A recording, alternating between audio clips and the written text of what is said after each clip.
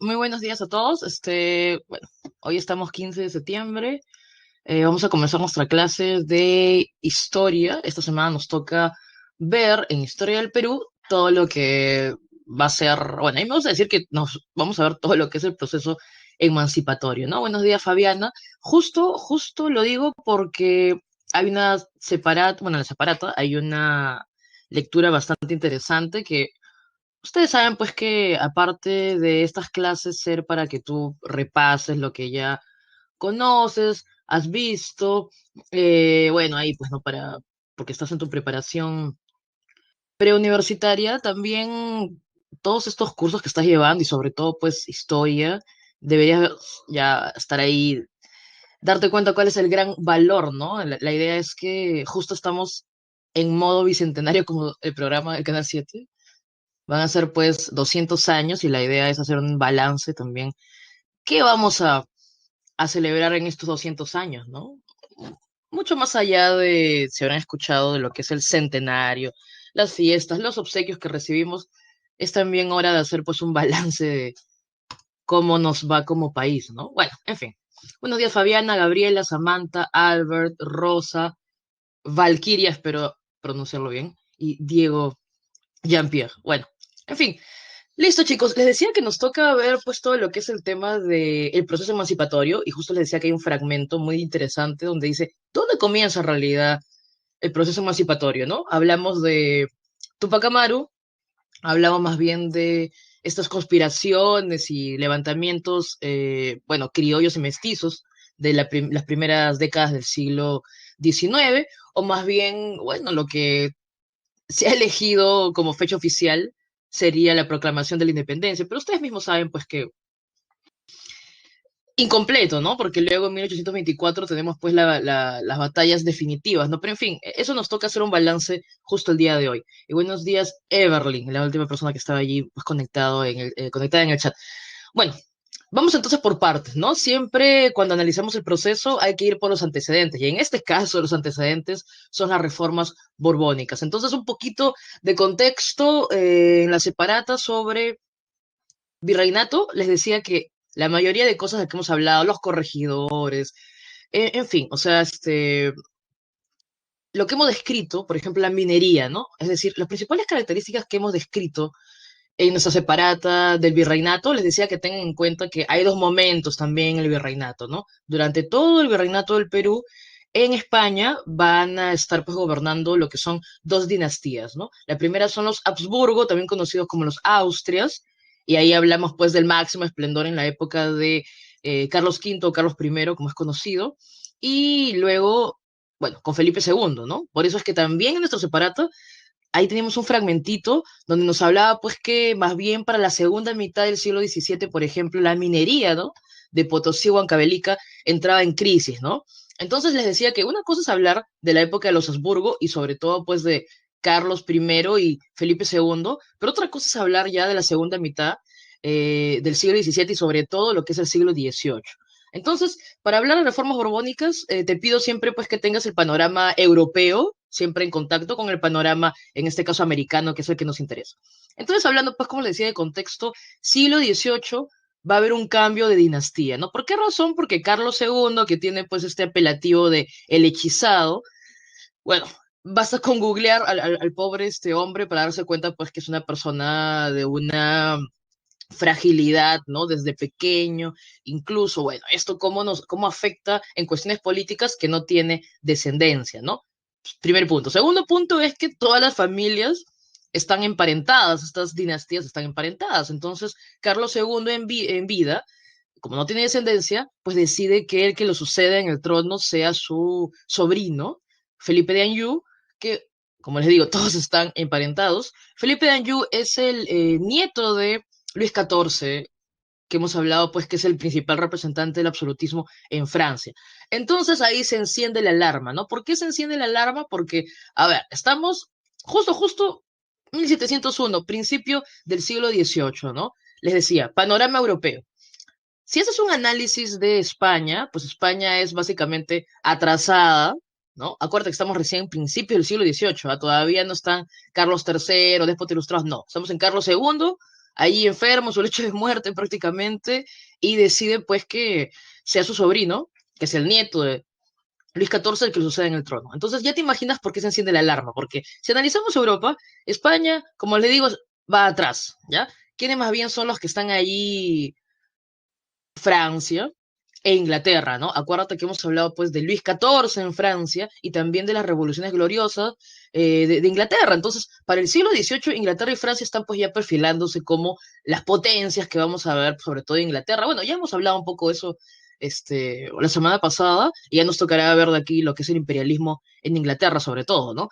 Entonces, ¿cómo afecta esto? ¿Por qué se enciende la alarma? Porque el temor es que si asciende al trono, Felipe Anjou va a tener pues la corona española y por otro lado también lo que es la corona francesa, ¿no? O sea, podía, no creas que no se le va a ocurrir a Luis XIV que ocurra eso. Entonces, lo que no quieren es que haya estas megas naciones, ¿no te imaginas? Profe, pero ya pasó antes, ¿no? Con Carlos I, ¿acaso no tenía dos coronas? Sí, pero ahora es siglo XVIII. Es otra época, ¿ya? Acuérdate que está desarrollado también la revolución industrial. En fin, la idea es que, bueno, la idea es que no exista esta meganación, ¿ya? Entonces se desarrolla este episodio, pues bueno, este proceso conocido como la Guerra de Sucesión Española. Solo es por el contexto, ¿ya? ¿Qué nos interesa de la Guerra de Sucesión Española? Eso sí hay que tenerlo en cuenta, ¿ok? Porque es el contexto macro. La Guerra de Sucesión Española, que va pues de 1701 hasta 1713, 14, nos interesa por la paz que da fin a este proceso, que es la paz de Utrecht, ¿ok? Por la cual se firma un tratado. ¿Por qué nos interesa esto? Porque si bien finalmente, pues, este enfrentamiento es entre Felipe de Anjou y, pues, Inglaterra y Holanda, ¿no? Que no quieren, pues, que pase esto de la mega nación, y más bien ellos quieren que el que gobierne sea Carlos, de Habsburgo, que a Carlos de Habsburgo hereda Austria y no le importa para nada España. O sea, al final todo es un problema de Inglaterra, sobre todo de Inglaterra y de Holanda, pues que no quieren competencia, ¿ok? Pero acá, pues, Inglaterra sale ganando. Y nos interesa el Tratado de Utrecht, ¿no? De 1713. ¿Por qué nos interesa? Por tres razones, ¿ya? Bueno, dos razones en realidad, porque la primera son pues que Inglaterra se va a quedar con algunos territorios españoles, bueno, Gibraltar hasta la actualidad sigue siendo de Inglaterra, pero nos interesa por dos cositas, ¿no? El navío de permiso y el asiento de negros.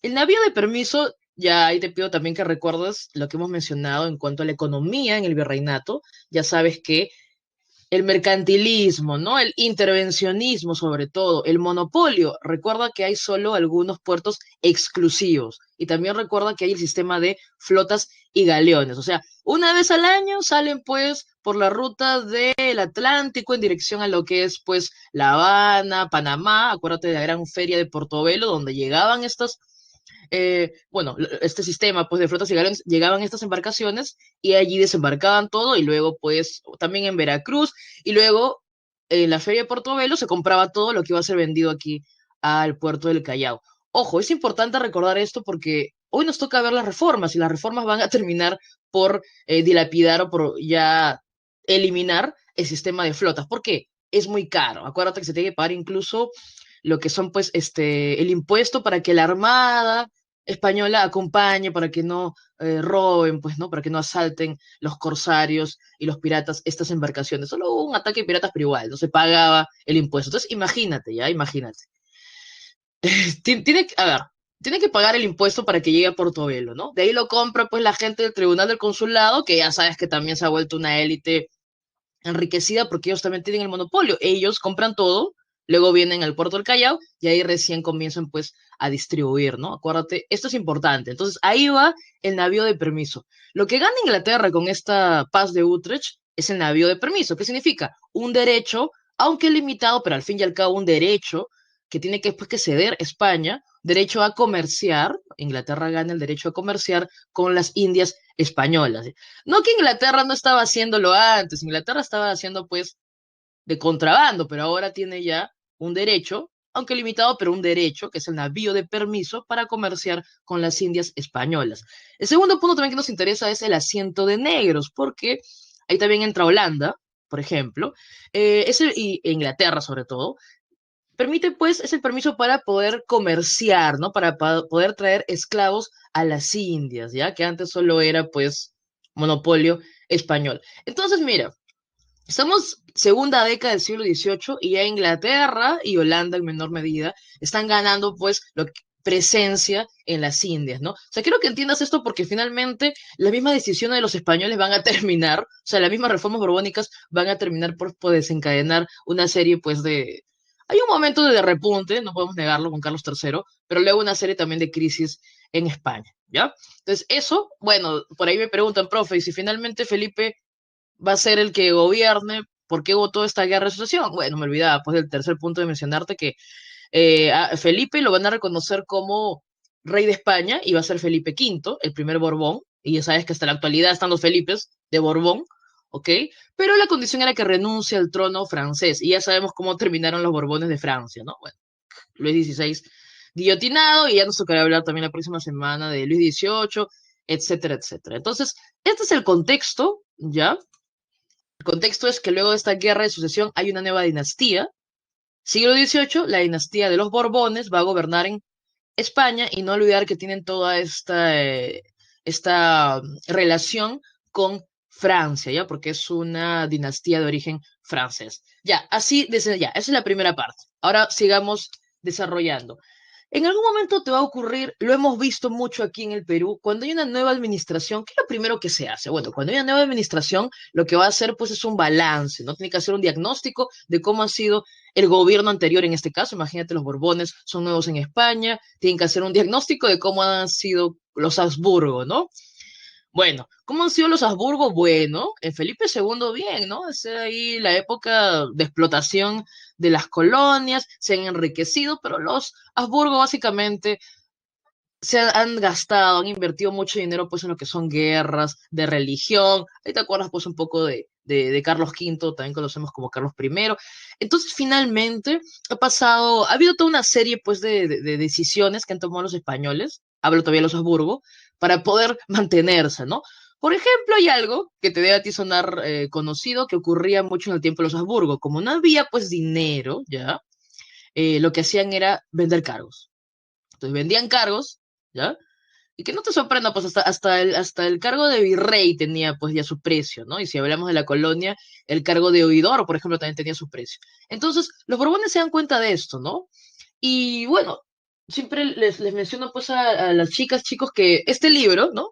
Que lo vimos también, Historia de la corrupción en el Perú, que es un libro de Alfonso Quirós, siempre les pregunto a los chicos, ¿cómo crees que comienza ese libro, no? Y a veces la gente dice, profe, seguro comienza con la época de Fujimori. Otros te dicen, no, profe, seguro comienza con la época del Guano.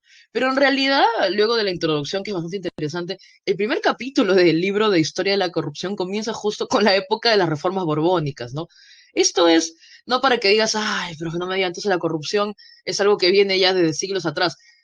Bueno, es un mal endémico que tiene en realidad el Perú, como otros países, obviamente, pero la idea, y siempre recomiendo también ese libro a cualquier persona, pues sea que vayan a estudiar derecho o medicina, igual, es siempre importante entender cómo funciona el poder, ¿no? Entonces, a ver, citando pues a este libro, nos va a mencionar que los Borbones van a comenzar a organizar, por ejemplo, expediciones científicas, pero que finalmente tienen este objetivo de que las personas que envíen hagan pues también un diagnóstico, ¿no? Si te acuerdas, por ejemplo, la visita que organizó el virrey Toledo para ver cómo estaban asentados los ayllus y que le sirvió luego para hacer las reducciones, ya, igual, acá también van a haber visitadores que si bien emprenden expediciones científicas, como seguro la que has escuchado pues de la Condamine para ver la forma de la Tierra, etc, etc. Acá tenemos un personaje interesante que es Antonio de Ulloa, ¿ya?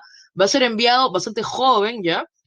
Y Antonio de Ulloa luego, más adelante, va también a ser este gobernador de Huancavelica y él va a tener pues que vivir con la corrupción pura y va pues a escribir este informe, ¿no? Sobre cómo ha estado funcionando el Perú. Bueno, un informe que luego lo publican así con el nombre todo sensacionalista de historia secreta, de noticias secretas del Perú. ¿Por qué nos interesa? Porque él hace un diagnóstico, recuerda que es enviado por el gobierno pues de España, de los Borbones, hace un diagnóstico de cómo funciona aquí cómo están funcionando aquí las cosas, ¿no? Por ejemplo, cuando él es gobernador de Huancavelica, se da cuenta de que no hay el mínimo criterio en cuestión tecnológica, ¿no? Para hacer, por ejemplo, los forados, ve también toda la explotación a los indígenas y se queda prácticamente indignado con lo que es este cargo de corregidor, ¿ya? No era el primero, pero digamos que era al menos el que se tomó el tiempo pues de hacer todo un informe, ¿no? Entonces, si hablamos del corregidor, bueno, en fin, el corregidor, por ejemplo, hacía pues algo que es llamado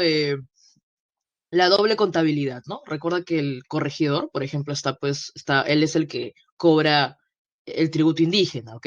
Entonces ya te imaginas que es el corregidor, ¿no? Él en realidad tiene 200 indígenas a los cuales le cobra el tributo indígena, pero luego declara de que se han escapado algunos, de que simplemente hay 100, de que solo hay 150, para poder pagar menos, ¿no? Entonces, ya, pues es por ejemplo el corregidor, ¿no? Que ahí por ahí también se aumentaba uno que otro sueldo.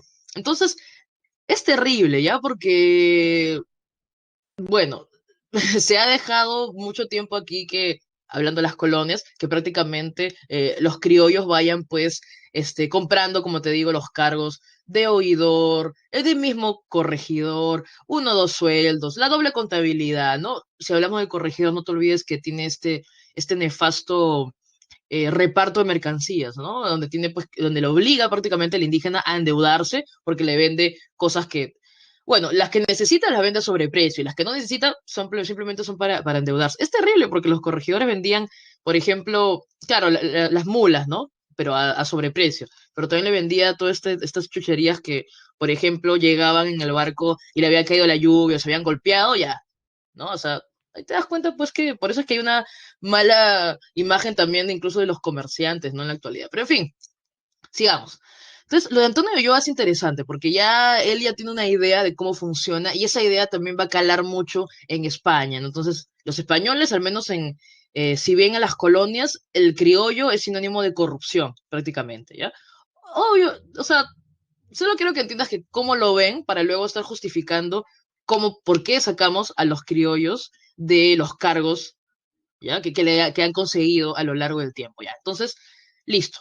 ¿Qué son las reformas borbónicas? Con toda esta intro que le hemos dado. Las reformas borbónicas son, pues, medidas, son reformas impulsadas por los Borbones, ya, siglo XVIII. Pero no te olvides que siempre hay que agruparlas de acuerdo a qué aspecto estaban, pues, dedicadas, ¿no? Tenemos reformas, por ejemplo, eclesiásticas, la idea era aplicar el regalismo, vamos a verlos en un rato. También tenemos reformas, pues, económicas, y ahí hay que ver qué se hizo en cuestiones de comercio, qué se hizo en cuestiones de impuestos, por ejemplo. Y también tenemos pues las reformas políticas, ¿ok? Hay que agruparlas entonces para poder entenderlas. También no te olvides que la palabra clave de las reformas que comienzan en España, todos hablamos de Carlos III, pero las reformas comienzan desde Felipe V, desde Felipe de Anjou, ¿ya? Comienzan en España y luego a Carlos III siempre hablamos de él, porque con él ya se vuelven mucho más enérgicas, sobre todo en Hispanoamérica, ¿ya? En las colonias. Entonces, les decía, la palabra clave en España es modernizar. ¿Por qué? Si comparas a España con Inglaterra, con Francia, se quedó atrás, ¿ya? España se quedó atrás. Entonces, la palabra clave en España es modernizar. En cambio, la palabra clave en Hispanoamérica o en las colonias es recuperar. ¿Recuperar qué? El poder. ¿Ante quién lo perdieron? Ante los criollos, que como les decía, se han ido haciendo porque se han enriquecido con el comercio, básicamente, sí, la mayoría se han enriquecido con el comercio, se han ido pues colocando y ocupando diferentes cargos públicos, ¿no? Te decía que incluso el cargo de virrey se compraba, ¿no? Y tú dirás, profe, entonces no servía de nada este juicio de residencia. Bueno, el juicio de residencia le sirve mucho, nos sirve mucho a los historiadores y a cualquier investigador porque cuando lees eso te das cuenta que en el juicio de residencia se buscaba a toda la gente que tenía alguna denuncia muy interesantes, son informes muy interesantes, pero finalmente el virrey pues quedaba libre de polvo y paja porque se pagaba, ¿ya? Entonces, no es nuevo eso de pagar prácticamente autoridades, no es nuevo, es un mal endémico en realidad aquí en el Perú, pues traído con lo que es el virreinato. Perfecto, entonces ahora vayamos a hablar de las reformas políticas. Las reformas políticas, no te olvides que la idea es aquí en América, pues nos toca hablar aquí de América, ¿ya? Recuperar el poder que se ha perdido porque ahora está en manos de los criollos. Entonces, ¿qué hacemos con los criollos? Ya, para comenzar, hay que darle diferentes golpes a los criollos, ¿no? Por ejemplo, entonces, lo primero lo tienes allí, estamos siempre trabajando con nuestra separata, Página número 1, tenemos los mapitas para entender las primeras conjunto de reformas políticas. Entonces, a ver, ojo también que tenemos pues que las reformas son a lo largo del siglo XVIII, sobre todo en la segunda mitad del siglo XVIII. Pero ojo, hay algunas reformas que son antes de Tupac Amaru, que es 1781, y otras después de Tupac Amaru, que justo tienen que ver. Solo te hago esa especificación porque nosotros acá hablamos a nivel general, ¿no? Durante toda la segunda mitad del siglo XVIII. Pero hay algunas que exactamente son decisiones tomadas luego de pues todo el impacto de lo que fue la gran rebelión de Tupac Amaru. Entonces, página número 1. Primera, primera reforma política. Hay que cambiar el espacio, ¿ya? ¿Por qué razón? Nos vamos al mapa grande, ¿ya? El virreinato del Perú es muy grande, ¿ya? El virreinato del Perú es muy grande. Hay que comenzar, pues, a delimitar, ¿ya? Si te das cuenta, el mapa que tienes acá ya está delimitado con lo que es la idea de reorganizar el espacio. Estamos hablando de la creación de nuevos virreinatos, ¿ya? Entonces, bueno, digo, estoy viendo una separata, pero acá también lo tengo, porque estoy sufriendo ahí, pero igual lo tiene separata, y acá está. Vamos a ver el mapita más grande. La idea es reconfigurar el espacio y delimitar, porque el virreinato del Perú es bastante grande. Entonces se crean dos nuevos virreinatos, ¿no? Lo que sería pues Ecuador y Colombia en el norte, que es el virreinato de Nueva Granada, y en el sur, ¿ya? Lo que sería pues Argentina y territorio chileno, básicamente más territorio argentino, el virreinato de Río de la Plata, ¿ya? Los virreinatos no son otra cosa que, bueno, delimitaciones administrativas, básicamente, también políticas administrativas, pero las diferenciamos de las capitanías, ¿ya? Porque las capitanías generales, que estaban a cargo un capitán general, son para defender, ¿ya? Justo si te das cuenta, están colocadas estratégicamente. Una es la Capitanía General de Venezuela para el ataque a la defensa en lo que es el Atlántico, y la otra es la Capitanía General de Chile para lo que es la defensa en el Pacífico, ¿ok? Entonces, la Capitanía por un lado, porque es para la defensa, porque también hay que mencionar que los Borbones tienen reformas militares. Yo sé que no están en el separata, aunque hay un dibujito por ahí, que es la fortaleza del Real Felipe, en la página número 2, porque también existieron reformas desde el ámbito militar, ¿ok? Bueno, pero acá es, ojo, importante, el virreinato del Río de la Plata. ¿Por qué razón? Si observas el virreinato del Río de la Plata, ha ocurrido algo, ¿no? Con el territorio del virreinato del Perú.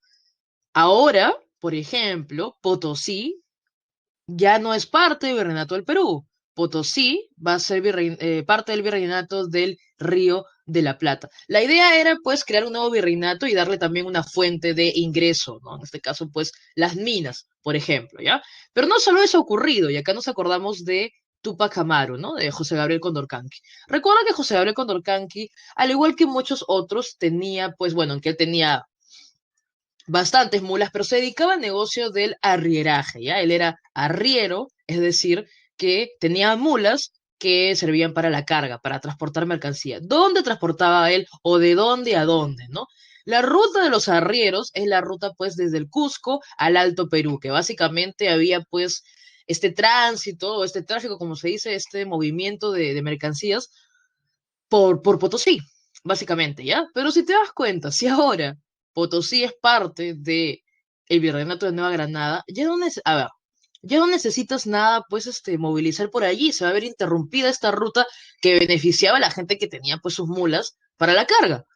Por eso vamos a ver más adelante a Tupac Amaru, pues, además de los problemas que tenía, pues, con sus títulos y todo ello, lo vamos a ver, pues, en contra de bueno, obviamente se han visto pues afectados sus intereses. Y no olvidar que, aunque eso es una reforma más económica, no olvidar que no solo se crea un nuevo virreinato, sino que se comienza pues a colocar lo que son como una suerte de peajes, que son aduanas interiores, aduanas terrestres. Entonces tú, cualquier ruta que vas, tienes que pagar. Entonces ya te das cuenta por dónde va también el tema económico en cuanto a los Borbones, es decir, ser más eficiente la recaudación de impuestos, ¿ya? Pero bueno, terminemos con lo político, ¿ya? Les decía lo primero, la creación de nuevos virreinatos. Y si te das cuenta, es bastante peculiar, ¿no? Porque estos virreinatos le han dado forma a los países actuales de Sudamérica, ¿ya? También. Ojo, también allí, cosa interesante e importante, tienes en la página número 1 de tu separata, y ha sido pregunta tanto de la pre como del general, ¿no? aquí nos toca hablar ya de lo que son las intendencias. A ver, ojo con eso, también página 1 seguimos. Ahora veamos el mapita más pequeño. El mapita más pequeño es, pues, el virreinato del Perú. Ya dejemos de lado los otros virreinatos. Y aquí se va a implementar algo francés, ¿ya? A ver, los corregimientos, acuerda que en un momento llegan a ser 50 en el tiempo de Toledo, y luego pues estos corregidores se va también a limitar su poder de la siguiente manera, se va a crear una nueva división político-administrativa que son las intendencias, que son al estilo francés, ¿ya? Porque las intendencias son una forma francesa de administrar el territorio. Si te das cuenta, la idea era también centralizar, ¿no? Porque, ¿qué pasa? Imagínate el mismo territorio, pero 50 corregimientos, por ejemplo, ¿no? Son muchos, al final, pues son poderes locales, los corregidores hacen lo que quieren, entonces la idea más bien es sumar, juntar algunos corregimientos y más bien hacer grandes divisiones políticos administrativas. Y estas son las intendencias, ¿ya? De 50 corregimientos vamos a pasar a 9 intendencias. Si te das cuenta, es más territorio, la idea es centralizar de que estaba fragmentado el poder, y son las intendencias pues de Trujillo, Tarma, Lima, Huancavelica, Huamanga, Cusco, Arequipa, Puno y otro territorio muy interesante que es justo el que te digo que es el clásico de las preguntas. Ya he venido más de una vez. La número 9, ¿no? ¿Qué pasa con ese territorio de Maynas, ya? Que vamos a estar hablando de Maynas hasta en la República, ya más adelante. ¿Cuál es el problema con ese territorio? Sencillo. Cuando se crea el virreinato de Nueva Granada, ese territorio formaba parte del virreinato de Nueva Granada, cuando recién se crea, ¿ok? Luego, porque es un territorio amazónico, básicamente, va a haber argumentos de que no va a ser poblado, de que no es explorado, de que básicamente el Virreinato de Nueva Granada no ha hecho nada con ese territorio, ¿ok? Entonces va a ser integrado en 1802 al Virreinato del Perú, ¿ok? Ojo, ¿ya? Entonces, ese territorio se llamaba, pues, la Comandancia General de Maynas, y básicamente es territorio amazónico, Loreto, San Martín, Ucayali, ¿ya? Pero otra vez, ya había pregunta antes, ¿no? Si te preguntan, ¿cuál fue el territorio que formó parte del Virreinato de Nueva Granada, pero luego es incorporado al Perú? Estamos hablando de este territorio de Maynas, ¿ok? Ya tengan en cuenta, lo tengo ahí apuntado porque ya he venido más de una vez. La Gobernación y Comandancia General de Maynas, ya que en 1802 se hace parte del Virreinato del Perú, cuando antes había formado pues parte del Virreinato de Nueva Granada. Ojo, lo de las intendencias es también después de Tupac Amaru. Yo por eso te decía pues que hay un antes y un después cuando hablamos de Tupac Amaru, básicamente.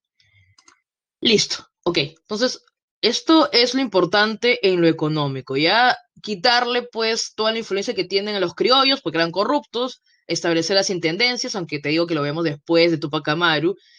También se crea la audiencia del Cusco después de Tupac Amaru, porque acuérdate que había una pregunta incluso sobre eso.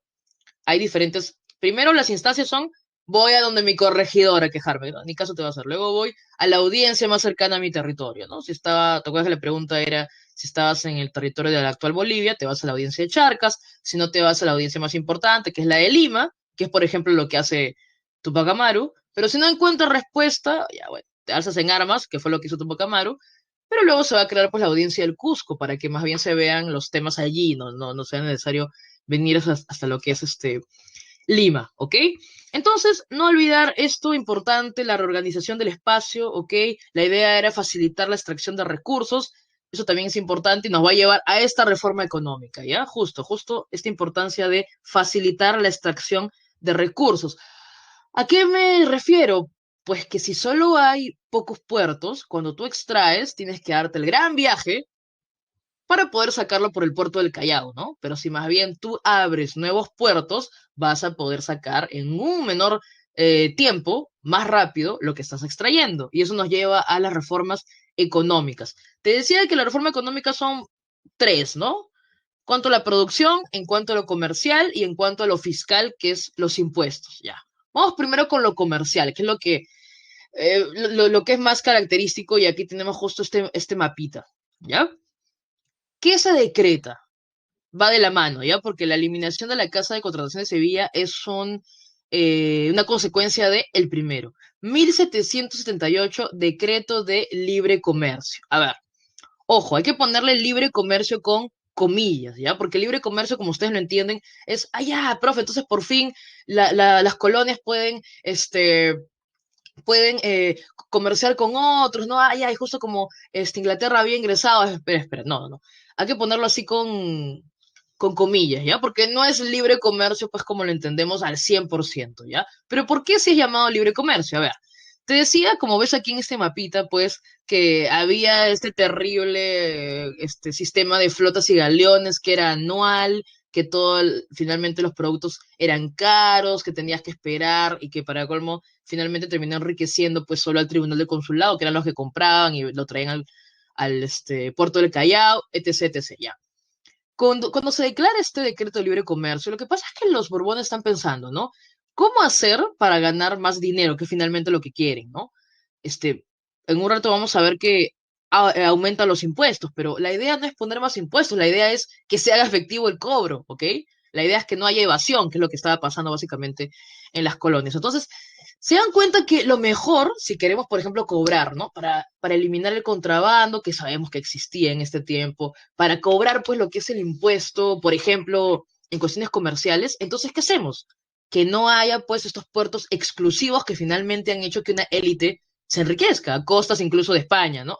Recuerda que las reformas borbónicas, míralo con ojos de español, ¿no? O sea, uy, ¿qué hago? Porque los criollos se han enriquecido a costa mía, ¿no? Básicamente, con ojos de español, básicamente. Entonces, el Tratado de Libre Comercio lo que va a hacer es fomentar, pues, ¿no? Que haya este comercio, que haya este tráfico, como se dice, y para ello se van a crear más puertos, tanto en España como en las colonias. Entonces, ya te imaginas, no era pues simplemente que se trae en las flotas y galeones que ya van a desaparecer por completo, porque antes era solo en la feria de Portobelo y de ahí tenías que esperar a que llegue el Callao. No. Ahora se van a abrir más puertos en España, entonces hay más movimiento. ¿Y profe, por qué le convendría eso a los Borbones? Porque los Borbones, si hay más movimiento, si hay más entradas, pueden cobrar impuestos. Esa era la idea, finalmente, enriquecerse con lo que es el impuesto. Bueno, lo que no se van a dar cuenta los Borbones es que, al menos ahí sí le dan un gran golpe a los que son los criollos, porque acuérdate que el Tribunal del Consulado se enriquecía porque el puerto del Callao era el más importante. Luego, cuando estaba el Paraíso, bueno, pues, pero igual, del Callao al Paraíso ya se volvía más caro lo que estabas llevando. Pero si ahora se abren más puertos, pues el Callao ya no va a ser pues el hegemónico, ya no va a ser. Entonces estamos hablando que este este decreto de libre comercio va a afectar la hegemonía que tenía el Callao, porque se abren más puertos y hay más competencia. Si yo estoy trayendo mis productos, entonces acuérdate que también está pues Inglaterra por ahí también, ¿no? Si yo estoy trayendo mis productos, finalmente yo veo en qué puerto me cobran menos o en qué puerto me compra más rápido. Entonces, aquí se malogra pues por completo este negociado que tiene el Tribunal del Consulado, ¿no? Porque se van a aperturar más puertos, se genera competencia entre los puertos y ya vemos pues el declive o el comienzo del declive del Callao. Otra cosa también importante de este mapita es que la ruta, pues, de las flotas y galeones era una ruta súper cara, como ya te he repetido como 1 millón de veces. Por eso es que se va a implementar una nueva ruta, que es la ruta del Cabo de Hornos, ¿ya? Ya se utilizaba en la colonia, pero ahora la gente va a preferir esa ruta, que es lo que está en verdecito, es decir, si no tienen, pues, no están siguiéndonos con la imagen, es la ruta por el sur de Chile, ¿ya? Más facilito, vas por todo el Atlántico, bordeas lo que son las costas de Brasil y ahí tienes, pues, ¿para qué te vas a dar la vuelta hasta el Callao? Ahí tienes el puerto en Buenos Aires, ¿no? También tienes el puerto en Concepción y el Valparaíso. ¿Para qué te vas al Callao, no? Lo último sería el Callao, por eso vemos que se había afectado bastante el puerto del Callao, ¿ya? Y también nos interesa porque, si te das cuenta, pues, esto va a permitir que se enriquezcan otras élites, por ejemplo, la de Buenos Aires, la de Valparaíso. Tú sabes que son élites, sobre todo la de Buenos Aires, que más adelante, pues, va ya a organizar, incluso financiar lo que son las corrientes libertadoras. Entonces, si te das cuenta, las reformas borbónicas en todo aspecto están colaborando más con el espíritu ya de lo que va a ser la independencia más adelante, ¿ok? Entonces les decía que como ya no va a existir más el sistema de flotas y galeones, ¿ya? Porque más bien los borbones quieren estimular lo que es el movimiento para poder cobrar el movimiento, pues, en este sentido, pues, de importación y exportación, por decirlo así, para poder cobrar los impuestos. Se elimina también la casa de contratación de Sevilla porque ya no funciona al 100% pues este monopolio, ¿no? Finalmente, como te digo, se crea pues competencia y el problema también con los españoles fue que ellos no estaban pues industrializados, entonces los españoles al final le traían a las colonias productos que ellos compraban en otro lado, así que tampoco era un buen negocio, ¿no? Por mencionarlo, por decirlo así. Ok, ahora hablemos entonces de las reformas económicas, pero en el ámbito fiscal. Les decía que aquí la idea es la óptima recaudación de impuestos. Ya existían impuestos, pero la gente evadía los impuestos. Entonces, ¿qué hacen para ello? Se crean aduanas internas, ¿ya? Segunda cosa, como acá hay mucho movimiento, no hay mucho comercio, mucha élite comercial, entonces le incrementamos la alcabala, ¿ok? La alcabala es algo así escandaloso, ¿ah? Porque la alcabala pasa del 2 al 4, llega hasta el 6% el incremento de la alcabala, ¿ya? Otro punto, y acá también es importante porque hay un antes y después de Tupac Amaru, es la legalización del reparto de mercancías. Ojo, cuando los Borbones ven lo que están haciendo los corregidores, que es el reparto, como te decía, la venta forzosa de estos artículos, ¿ya? Se les prende el foco, ¿no? Y dicen, oye, pero lo que están haciendo los Borbones es en cierta medida como crear un mercado, o sea, claro, disculpa, los corregidores le están obligando, los están endeudando a los indígenas y los Borbones dicen, oye, o sea, lo que ellos están generando es como un mercado interno, ¿no? Más bien si lo legalizamos, si legalizamos esta venta forzosa, estamos generando un consumo, ¿no? Bueno, consumo obligado, pero estamos generando. Entonces, ellos legalizan el reparto de mercancías. Entonces, ya te imaginas que este también es uno, pues, de los detonantes de o también lo escuchamos en el discurso de Tupac Amaru, básicamente, ¿ya? Entonces, luego de Tupac Amaru, se elimina ya el reparto de mercancías. Pero ojo, se legaliza con los Borbones porque entienden que están creando un mercado interno, están estimulando el consumo, ya como dirían ellos, y luego ya se elimina después de Tupac Amaru. Ok. Bueno, también se va a hacer el cobro efectivo del tributo indígena, ya sobre todo, como te decía, porque hay muchos indígenas que preferían más bien ser indígenas forasteros e irse pues a trabajar a lo que es una hacienda, ¿no? Cosa importante también, el cuarto punto, la creación de estancos. El término estanco lo vamos a ver bastante, sobre todo pues en la República. ¿Cuál es la idea del estanco? Yo observo cuáles son productos que así le sube el precio, la gente va a comprar sí o sí. Entonces establezco pues un monopolio, ¿no? Un poquito utilizando la lógica, el estanco. ¿Cómo es el agua pues estancada? Se queda en un solo lugar, por ejemplo. Entonces la idea es así. La sal, el tabaco y la pólvora solo se va a vender en ciertos lugares, en algunos lugares, como te digo, es un monopolio del Estado. El Estado decreta que sal, tabaco y pólvora, que es en el caso de las reformas borbónicas, más adelante van a aparecer también otras cosas cuando hablemos de la República, solo el Estado lo puede vender en ciertos lugares, ¿no? Entonces estableces como un monopolio del Estado. Esas son las creaciones pues, de los estancos, ¿ya? Y lo último también es interesante. Te decía pues que en la segunda mitad del siglo XVII para el siglo XVIII ya vemos pues la crisis casi de la producción minera de lo que es Potosí y Huancavelica, ya, o sea, la plata y el mercurio para limpiarlo, ¿ya? A los Borbones se les ocurre lo siguiente, ¿no? Si reducimos el impuesto del quinto real, que a veces hasta ni lo pagan, ¿no? Si lo reducimos, ¿qué podemos lograr? Estimular que la gente diga, bueno, como se paga menos, acuérdate que del quinto real se disminuye el décimo real. Tú dirás, profe, pero pierden, ¿no? No, pues la idea es que se baja el impuesto y que tú estimulas que ellos sigan extrayendo minerales, aparte de nuevos puertos, ya no tienes que hacer ya mucho viaje, ¿ya? Y esto nos lleva al tercer punto de las reformas económicas a nivel productivo, ¿ya? Profe, la reducción, la creación de este décimo real, ¿ya? O sea, el pagar menos impuesto de extracción minera, ¿sirvió de algo? Sí. Sirvió para que se exploten nuevos yacimientos. Es que va de la mano, ¿ya?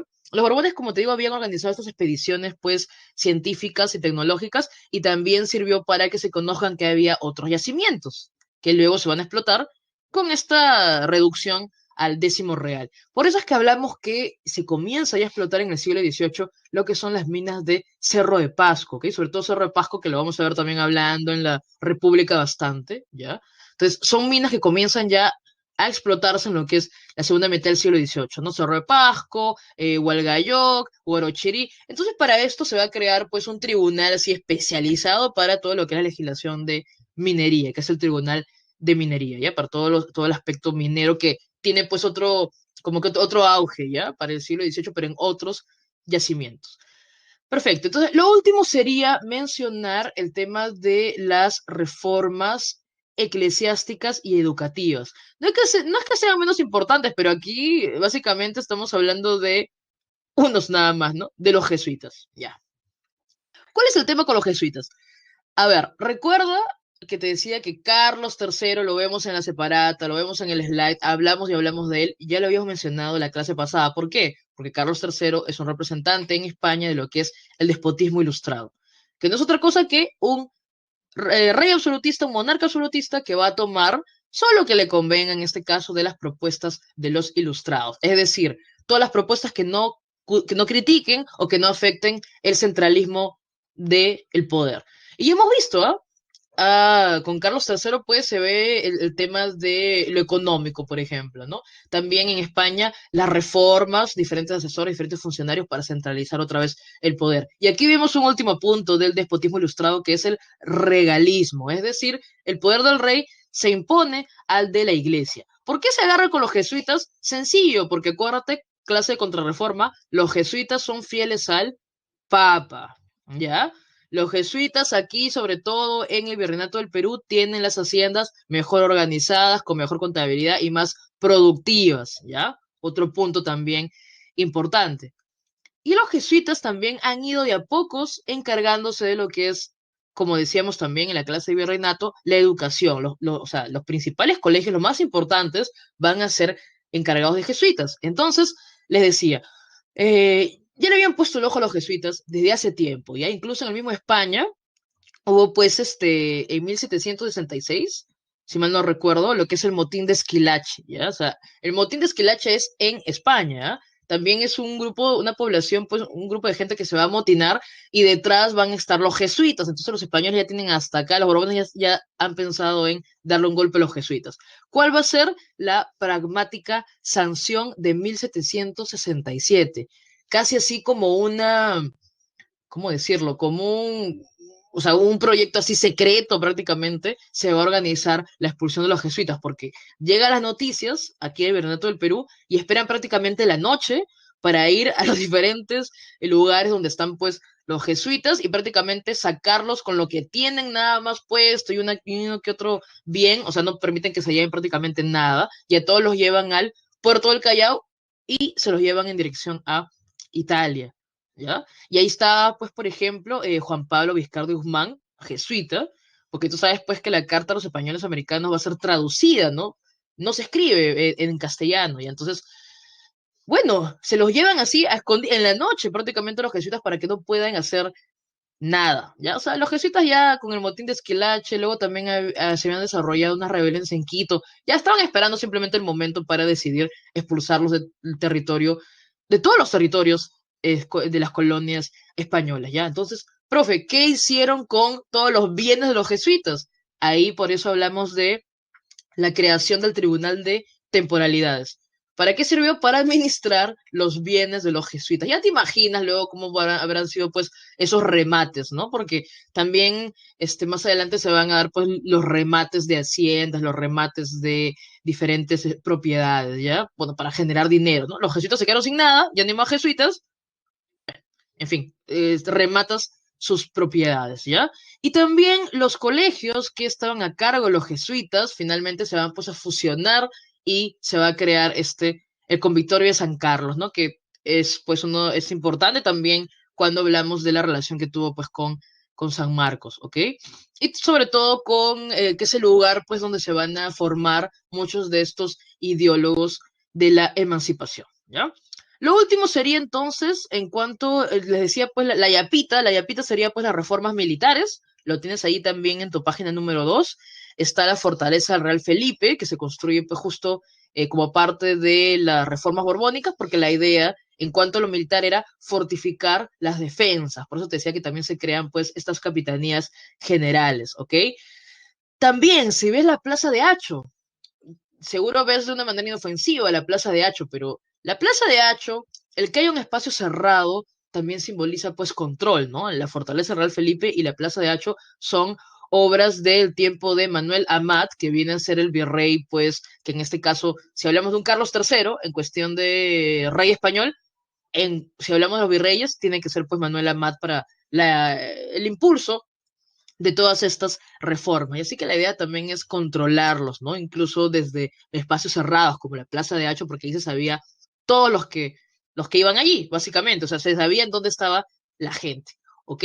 Bueno, consecuencias de todo esto, ya, consecuencias de todo ello, bueno, lo primero es que la presión fiscal, es decir, los impuestos, se han aumentado. Esto ejerce presión, obviamente, sobre la población, sobre todo, pues, los indígenas y sobre todo, les decía, personajes que tienen, aparte de los criollos, personajes como Tupac Amaru que van a tener estos negocios, pues, ¿no? Actividades como el arrieraje, ¿ok? El segundo punto, que es la cuestión del libre comercio, es la competencia que se ha generado entre los puertos y las ciudades también, lo cual va a ser pues el declive del Callao y más bien permite que en el sur se enriquezcan otras élites como pues las de Valparaíso y las de Buenos Aires, ¿ok? Este incremento de impuestos nos lleva al descontento popular porque, chicos y chicas, el siglo XVIII, yo sé que todos hablamos de la gran rebelión de Tupac Amaru, es verdad, pero en el siglo XVIII hubo más de 100 insurrecciones, más de 100 levantamientos en contra de, bueno, en contra de todos los abusos, ¿no? Y también en contra de los impuestos. Hubo más de 100 rebeliones, pues, por ejemplo, indígenas y rebeliones antifiscales. Antifiscales en contra de los impuestos, básicamente. Y así que descontento popular también en el siglo XVIII. Y obviamente eso nos lleva a, de una vez, sobre todo, por eso hay ves pues a los criollos, ¿no? Muchos apoyando la independencia, porque se desarrollan las primeras ideas de emancipación. Perfecto. Pasamos entonces ahora al tema de las insurrecciones andinas del siglo XVIII. Te decía que todos hablamos de la gran rebelión de Tupac Amaru, pero simplemente pues, claro, tampoco quiero bajarle pues la importancia, no quiero reducir la importancia, pero lo de Tupac Amaru es como que la consecuencia de diferentes insurrecciones que se han desarrollado, ¿ok? O sea, él es ya como que la última gota que derrama el vaso, por decirlo así, por todos los muertos que hubo, por la rápida movilización también de sus fuerzas. Pero no fue el único, ¿ok?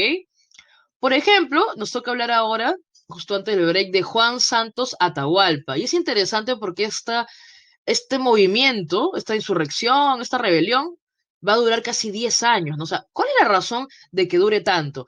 Es un poco más, pues, más que nada la estrategia, ¿ya? Es el tema de la estrategia que utiliza Juan Santos Atahualpa. Pero vamos por partes, ¿no?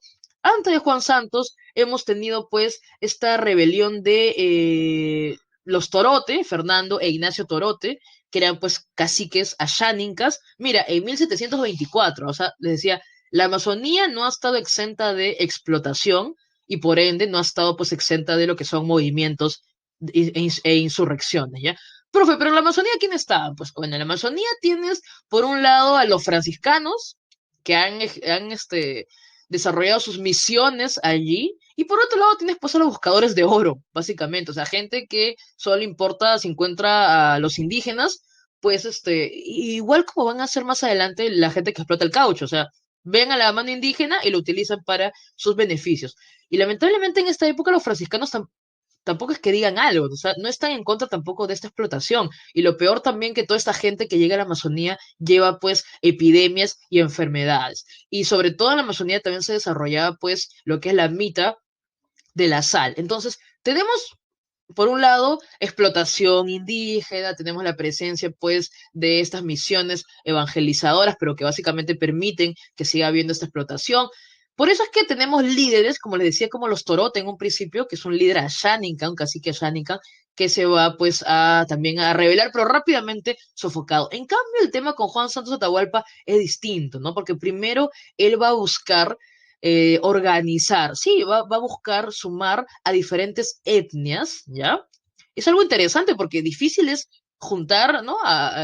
Pues generar alianzas entre diferentes etnias amazónicas. Pero donde va a ser el centro de su rebelión, ese gran pajonal, estamos hablando de lo que es Tarma. Y acá hay un punto a favor, ¿no? Porque el punto a favor es que Juan Santos, al igual que la gente que se suma a su rebelión, conoce bien el territorio, lo cual nos lleva a algo que vamos a ver mucho en la historia en general, ¿ya? Si, por ejemplo, hablamos, pues, de la Revolución Cubana, por ejemplo, ¿no? obvio, no estoy comparando a Juan Santos Atahualpa con el Che Guevara, pero la idea es que se dan situaciones similares. ¿De qué estoy hablando? Conocen el terreno, ¿ya? Saben que se están enfrentando a un grupo que es mayor, entonces lo que hacen son guerra de guerrillas, ¿no? ¿Cuál es la peculiaridad, la característica de la guerra de guerrillas? Pues que como tú tienes menos hombres, sabes que te estás enfrentando a un grupo más grande, entonces una guerra te desgaste, ¿no? Lo que haces es como conoces el territorio, lo que hace Juan Santos Atahualpa, conoce el territorio, moviliza a la población, pues, en armas, y lo que hace son ataques, ¿no? Ataques repentinos, rápidos, se retiran. Es un ataque de desgaste, no es un golpe, golpe, golpe, golpe, prácticamente. Les digo, la guerra de guerrillas es una guerra de desgaste, no es pues, nos encontramos pues en tipo pues Ayacucho, Junín, ¿no? Ay, los dos bandos se enfrentan. No, no funciona así. Son, es más, o sea, hay una logística, obvio, pero el otro, el que recibe el golpe, no lo espera, ¿no? O sea, es sorpresa, son constantes, pero cortos, es como le digo, una guerra de desgaste, básicamente. Sí, muchas gracias, señorita Karina. Entonces, acá, por ejemplo, pues tenemos acá en el slide hay una ilustración de lo que es pues Juan Santos encontrándose con los franciscanos, ¿no? Porque es interesante cómo, a ver, este movimiento de Juan Santos tiene pues el toque mesiánico, ¿no? Juan Santos Atahualpa, por eso por algo también toma este nombre, al igual que Tupac Amaru, pues va a tomar es José Gabriel Condorcanqui, pero toma pues lo de Tupac Amaru. Segundo, aunque nosotros sabemos pues que los incas no repetían su nombre, ¿no? No había primero y segundo, eso lo hace Tupac Amaru porque quiere pues un poco como que allí establecer una dinastía, ¿no? Al estilo europeo, porque acá no hay primero, segundo, eso solo existe en Europa, ¿ya? Pero regresando a Juan Santos Atahualpa, toma este nombre porque hay mucho pues este mesianismo, ¿no? De que es él, básicamente, el que va pues permitir el regreso de lo que es la época pues de los incas, ¿no? Y es interesante porque Juan Santos Atahualpa no quiere, o sea, su plan no es coronarse en el Cusco, por si acaso, ¿ah? Juan Santos Atahualpa quiere coronarse en Lima, entonces él tiene una estrategia. Yo les digo, dura casi 10 años porque no pueden contener a este movimiento. Su estrategia es ingresar, pues, o sea, tomar lo que es la Amazonía, irse a lo que es ya la parte de la sierra y luego ingresar a Lima por lo que es Jauja, ¿ya? El problema quizás es que como también se hace muy larga esta rebelión, es que el virrey puede, pues, organizar también las defensas y finalmente terminan, pues, fortaleciendo lo que es Jauja para no permitirle nunca este ataque que se sabía era plan de Juan Santos Atahualpa. Entonces, lo interesante es que por conocer el terreno, por su guerra de desgaste, va a tener bastantes victorias frente a los realistas, también porque va a generar bastantes alianzas con lo que son ashánicas, mashiguengas, piros, yaneshas, etcétera, etcétera. ¿Cuál fue el problema con Juan Santos Atahualpa? Es que cuando llega pues a organizar, simplemente va a desaparecer, ¿ya? Esa parte es muy así dentro del misterio, porque se dicen muchas cosas sobre Juan Santos Atahualpa, ¿no? Que murió en un enfrentamiento con un cacique, también se dice que al final era simplemente, bueno, acá entra de todo, ¿ya? Se dicen pues, que, que ascendió a los cielos, porque también en este movimiento hay mucho milenarismo, hay mucho también el tema pues, del sincretismo religioso, porque Juan Santos Atahualpa no está en contra del catolicismo, por ejemplo, ¿ya? Lo que está en contra, pues, es de la explotación, en este caso de estos misioneros, ¿ok? Entonces, es bien extraño, ¿ya? Desaparece así en el misterio. Desaparece en el misterio, otros dicen que murió envenenado, otros dicen que se lo llevaron los ingleses. En fin, hay un millón de cosas que giran en torno a cómo desaparece Juan Santos Atahualpa, ¿ya? Y simplemente, o sea, nunca se encontró su cuerpo, allí en la Amazonía hay una que otra representación de él, pero no se sabe. O sea, en el misterio queda cómo terminó desapareciendo esta rebelión, que como les digo, duró bastante tiempo y sobre todo es en la Amazonía, y fíjate, en 1742. Por eso les decía que todos hablamos de Tupac Amaru, pero no fue, o sea, es la más grande, ¿ya? Incluso también hubo una rebelión, pues, por ejemplo, de esclavos, ¿ya? No me acuerdo si era Juan Congo, en fin, pero lo que quiero que entiendan es que hay diferentes movilizaciones en el siglo XVIII, pues la más grande, la que tiene más eco, y más trascendencia va a ser la de Tupac Amaru segundo, ¿ok? Así que no olvidar, justo hay una preguntita sobre Juan Santos Atahualpa, cómo esta guerra de desgaste y el conocimiento del terreno va a permitir pues diferentes incursiones y ataques a, a los españoles, ¿ok? Bueno, entonces nos quedamos ahí, les dejo con un videito de Tupac Amaru para la intro de... Bueno, regresamos. Igual para los que quieren seguir viendo esos videos, los encuentras pues como América Libre, son también cortitos, son de la PUC, ¿no? PUCP, América Libre, y ahí lo encuentras también, lo han hecho para diferentes personajes del proceso de emancipación, ¿no? Recuerda que estamos pues cerca, a puertas de cumplir los 200 años y es interesante, sobre todo, como les digo, analizar, ¿no? Porque bueno, la historia oficial al menos ha decidido, felizmente ahora ya se discute pues el papel que también tuvo el pueblo en la emancipación, ¿no? Antes solo se hablaba pues de Bolívar, de San Martín, por eso les decía que hay una lecturita ahí muy interesante en tu separato para ver cuándo en realidad comienza el proceso emancipatorio del Perú, ¿no? Que prácticamente casi es el último, casi, en independizarse de Sudamérica, ¿no? Entonces ahí hay que ahí hacer un balance, ¿no? Y una crítica. Bueno, pues simplemente ya en un ratito hablamos de Bolívar y de San Martín. Ahora nos toca mencionar de manera pues breve qué sería la gran rebelión, ¿no? Como les decía y como también escuchábamos en este video, la idea de Tupac Amaru siempre, o sea, Tupac Amaru va a ser como que bastante polémico, bastante controversial, por lo mismo que su discurso, ¿no? Si nosotros escuchamos básicamente la propuesta, y por eso es que también algunos criollos se van a sumar en un principio al movimiento de Tupac Amaru, es porque su discurso, o sea, la propuesta es reformista, pero es antifiscal, ¿no?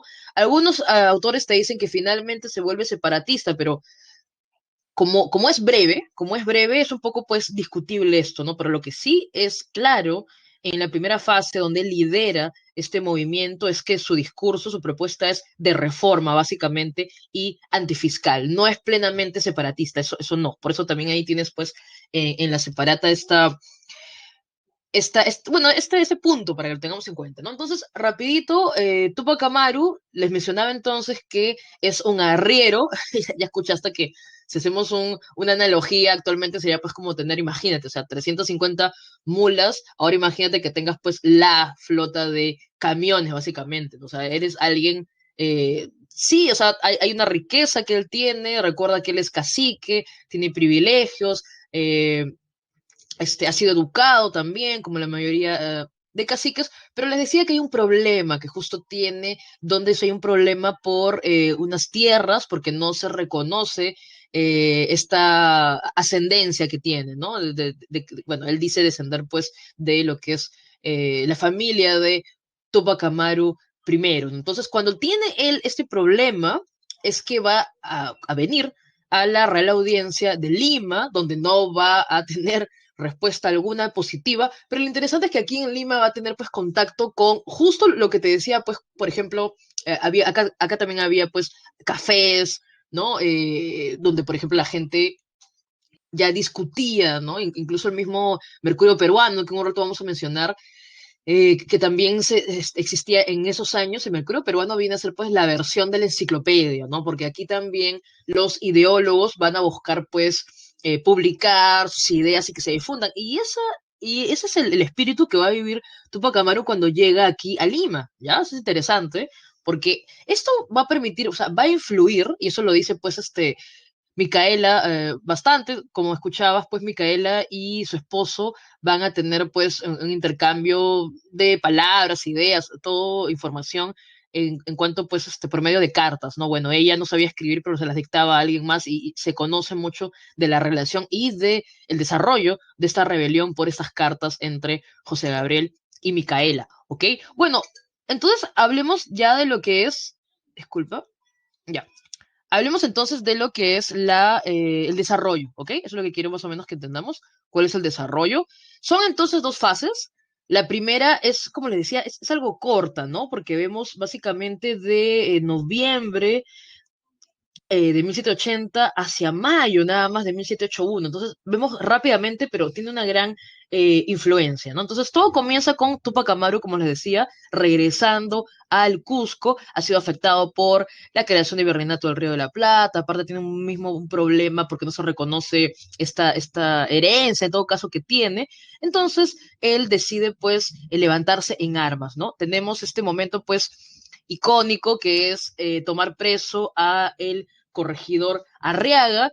Luego, pues van a, no sé si se han escuchado que piden pues que Arriaga envíe, ¿cómo se llama? Cartas, ¿no? Para pedir, para hacerse de armas, ¿ya? Luego van a justiciar a Arriaga y es interesante, ¿no? Porque al final, y eso es lo que le critica mucho a Tupac Amaru, es como que Tupac Amaru dice, viva el rey, muerta al mal gobierno. O sea, el problema no es tanto, pues, con el rey, ¿no? El problema es con, en este caso, los corregidores, que finalmente son los que explotan y son el mal gobierno, ¿ok? Entonces va a comenzar pues el movimiento en Tinta, ¿ok? Como les decía, tienen una victoria nada más que es en Sangarará, y acá comienza que ese es el problema, ¿no? Porque si bien él es el líder, él no puede contener a toda la gente que se ha sumado en su movimiento, y deben también haber escuchado alguna vez que hay un acontecimiento, algo terrible, que es que cuando entra pues todo este movimiento, toda esta gente, toda esta, vamos a decir, masa así desenfrenada, van a incendiar una iglesia con toda la gente dentro, ¿no? Entonces, esto sirve, lamentablemente, para desprestigiar también y para, pues, acusar de violento al movimiento de Tupac Amaru, ¿no? Por eso es que le digo que hay mucha discusión, porque Tupac Amaru, yo sé que él abole la esclavitud, aunque en el Cusco no había muchos esclavos, pero repito, es algo simbólico, ¿no? El hecho de que él esté en contra de esto, por ejemplo, ¿no? Entonces, pero todavía su discurso es muy antiimpuestos, ¿no? No es un discurso tanto de romper, no es un discurso tan independentista como sí lo vemos más adelante en el siglo XIX con otros levantamientos, ¿no? Entonces, acá viene el problema también de logística, porque pues Micaela le pedía que tome el Cusco, o sea, lo más importante no solo es tomar los pueblos aledaños, sino el Cusco. Acuérdate que siempre Manco Inca, Tupac Amaru primero, todos buscan tomar el Cusco porque es la ciudad más importante, pero él más bien prefiere ir a diferentes provincias sumando y reclutando gente para recién regresar al Cusco, pero esto hace pues que rápidamente, acuérdate que en esa época está pues el visitador Areche, rápidamente se organice la defensa para el Cusco, ¿no? Se moviliza todos los regimientos que hay cerca y por eso es que pueden, lamentablemente, pues frenar esta, este movimiento que también pecaba pues un poco de fallas tácticas, ¿no? También hay que sumar que hay una gran rivalidad entre la nobleza indígena. Entonces, por ejemplo, tenemos a un Mateo Pumacahua que va a pelear más bien del lado español, ¿no? Y más adelante lo vemos a Mateo Pumacahua más bien alzándose también en armas en contra de España, ¿no? Porque es una cuestión nomás de tiempo para darse cuenta qué es lo que no está funcionando bien aquí en el virreinato, ¿no? Como para estar del lado contrario. Entonces, no olvidar que la primera fase, que es conocida como la fase del Cusco o la fase quechua,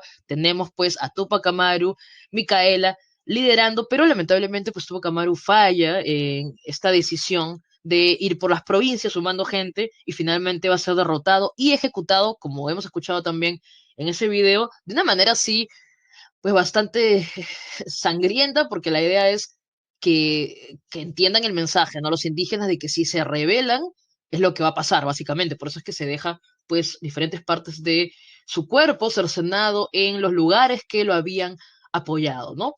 Lo interesante es que Diego Cristóbal, primo de Tupac Amaru, va a estar liderando la segunda fase, ¿no? Pero aquí ya es un poco más, o sea, es distinto, porque bueno, Diego Cristóbal busca juntarse con otra rebelión, que es una rebelión pues del Alto Perú, que en este caso está liderada por Tupac Katari, ¿no? ¿Cuál es el problema? Que Tupac Katari tiene muy claro cómo es su movimiento, ¿no? Su movimiento es en contra del abuso, es un poco más indígena, podemos decir, ¿no?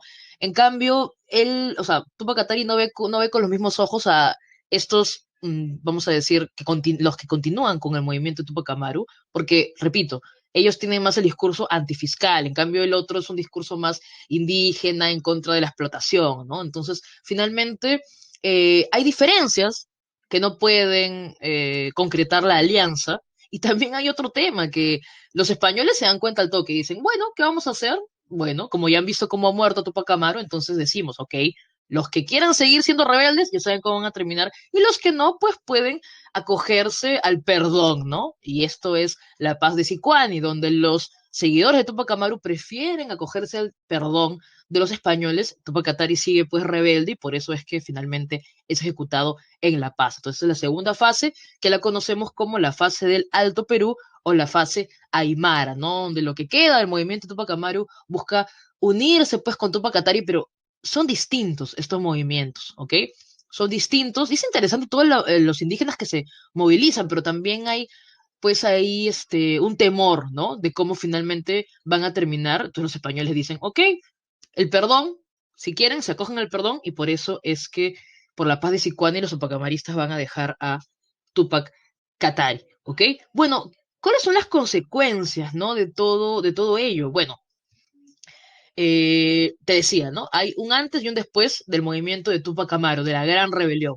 Se van a abolir los corregimientos, por eso se establecen las intendencias a partir de 1784, se crea la audiencia del Cusco, se suprime, ya se elimina el reparto de mercancías, pero también hay un temor, ¿no? Hay un temor muy grande que se desarrolla en relación, pues, los criollos también comienzan a temer a lo que son los indígenas, ¿ok? O sea, imagínate, imagínate un poco, no estoy justificando nada, sino que imagínate cómo es, pues, por ejemplo, en Lima. O sea, imagínate en Lima, que obviamente los indígenas están desarrollando diferentes labores en la ciudad de Lima, e imagínate que llegan las noticias de que hay un movimiento, pues, donde han quemado gente, ¿no? Han matado gente. Entonces, imagínate que los criollos comienzan a temer a los indígenas, ¿no? Por eso es que vemos mucha represión también como consecuencias de este movimiento, ¿no?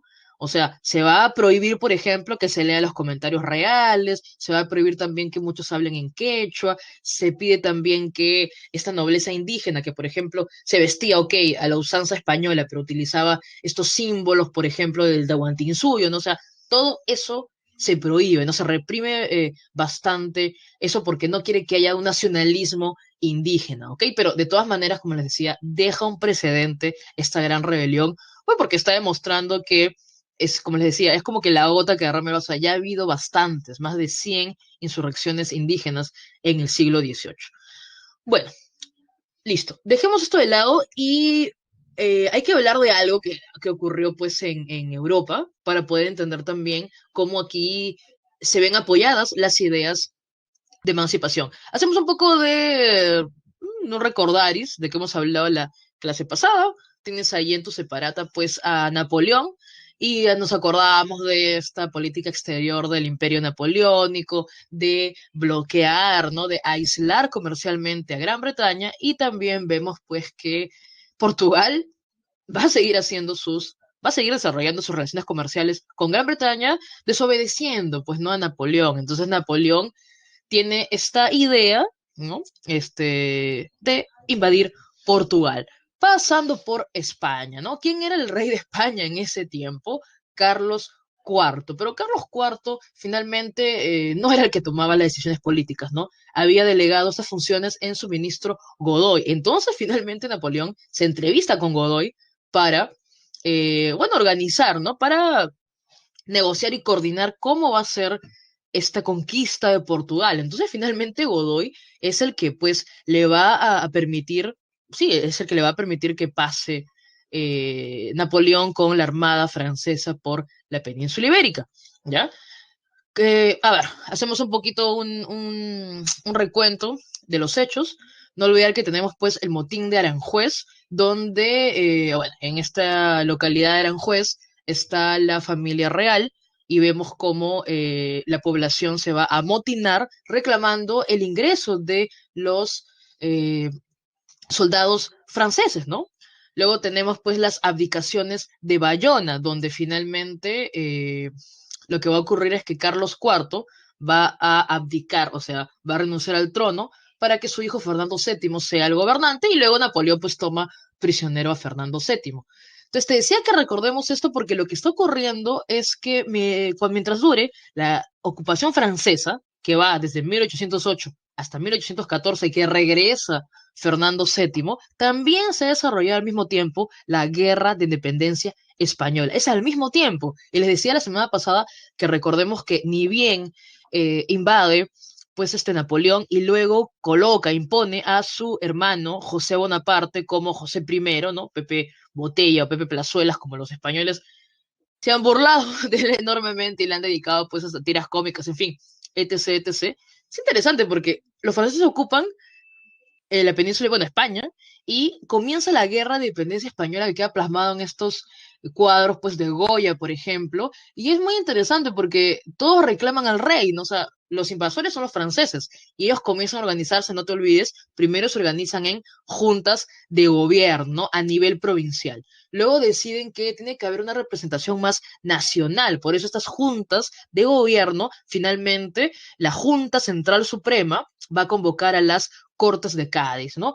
¿Qué es la corte? ¿Qué son las cortes? Las cortes son asambleas políticas en donde participaban diferentes estamentos. Entonces, finalmente, las Cortes de Cádiz son pues esta suerte de parlamento o asamblea donde van a participar todos los súbditos. O sea, repito, las Cortes se organizan reclamando al rey. Recuerda que Fernando VII es el rey pues el deseado, Fernando VII es el deseado, el pobrecito ha sido capturado y yo te decía pues que Fernando VII más bien le mandaba correspondencia a Napoleón diciendo que lo admiraba, que por qué no lo, que por qué no lo adoptaba como hijo, en fin, mientras los españoles se estaban organizando más bien para sacar, ¿no? Para expulsar al invasor francés. Hay otra cosa también interesante que se da en 1808, ¿no? La llamada Carta de Bayona, porque hay otros que no lo consideran una constitución.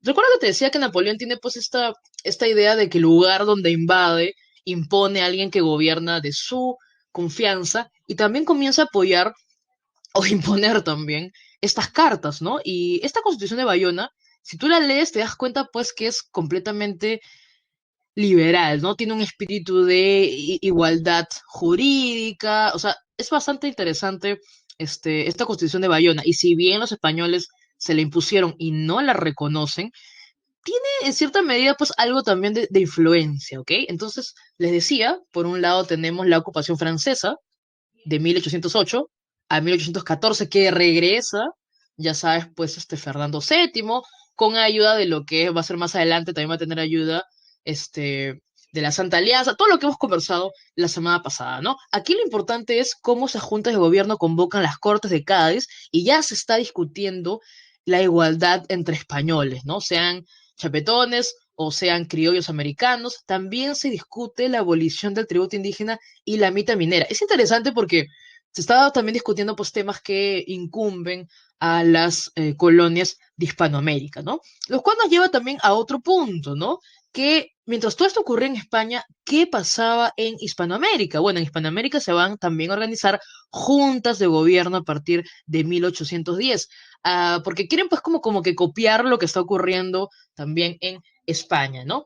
Otra cosa también importante, y aquí terminamos esta parte, es que las Cortes de Cádiz, fíjate cuántos años han estado juntos, 1808, ¿no? Bueno, en el 8 están todavía en las juntas de gobierno, ¿no? 8, 9 juntas de gobierno, 1810 Cortes de Cádiz, 11, 12, son casi 5 años que se están organizando para hacerle frente a los invasores franceses y finalmente deciden pues redactar una constitución propia, ¿no? De las Cortes. Y aquí les decía, nunca se olviden, al igual que la Revolución Francesa, la primera constitución de la Revolución Francesa, no te olvides que reconoce la monarquía constitucional. Se reconoce al rey, pero se limita su poder, ¿no? Y también se discute que la soberanía está en la nación. Aquí también tenemos algo similar, la constitución de las Cortes de Cádiz, que se proclama en 1812, también establece una monarquía constitucional. Acuérdate que Fernando VII es el deseado. Claro, luego cuando regresa se convierte ya en el rey felón, porque cuando él regresa que quiere imponer otra vez el absolutismo, ¿no? Y va a ser allí un tira y afloja entre, pues, el sector liberal que está en España y los que quieren imponer el absolutismo, ¿no? Bueno, otra cosa importante también de la Constitución de Cádiz son básicamente 4 puntos, ¿no? La primera que la nación no es patrimonio de ninguna dinastía, ¿ya? La nación pues radica, ya hemos dicho, O sea, es la gente, básicamente, ¿ya? Es la población, no es patrimonio de ninguna dinastía. Segundo punto, que se elimine la Inquisición, porque tiene que haber libertad de culto, libertad de imprenta también, importantísimo para difundir las ideas. Otra cosa también es que la Constitución de Cádiz habla de la división de poderes, es decir, por un lado el rey, recuerda que es una monarquía constitucional, luego pues el poder legislativo serían las cortes y finalmente estarían los tribunales de justicia. Incluso también en la Constitución de Cádiz ya se está hablando de un sufragio universal, aunque relativo, o sea, no para todos, pero también se discute lo de un sufragio universal. Les decía que mientras todo esto ocurre en España, ¿qué está pasando aquí en América? También se organizan las juntas de gobierno, se organizan los criollos, ¿ok? También apoyando, pues, también rechazando y apoyando todo esto, pues, de estar en contra de la presencia francesa. Obviamente, ¿no? Napoleón, ¿no? Y ahí también se han escrito libros sobre esto, de las cartas encontradas, porque Napoleón también se dice, algunos, no todos, obviamente, no es un consenso en la historia, pero también se discute de que posiblemente Napoleón tenía pues intereses en las colonias hispanoamericanas. Entonces, aquí se forma las juntas de gobierno, rechazando una posible pues invasión también francesa en América, una posible, ojo. Acá viene lo interesante. Los chicos siempre preguntan, profe, no entiendo. ¿Por qué las juntas de gobierno se organizan acá y dice que son la mayoría fidelistas? Ya, acá viene la explicación, ya, tranquilos. Les digo que tanto en España como aquí, todos se organizan en contra de los franceses apoyando al rey, ¿ya? Por eso decimos que aquí también hay juntas de gobierno que en su mayoría apoyan al rey. ¿Ya? Pero, por ejemplo, pues no imagínate al virrey Abascal diciendo, ¿para qué tienen ustedes que organizarse en juntas? Ok, están a favor del rey, pero ¿para qué se tienen que organizar?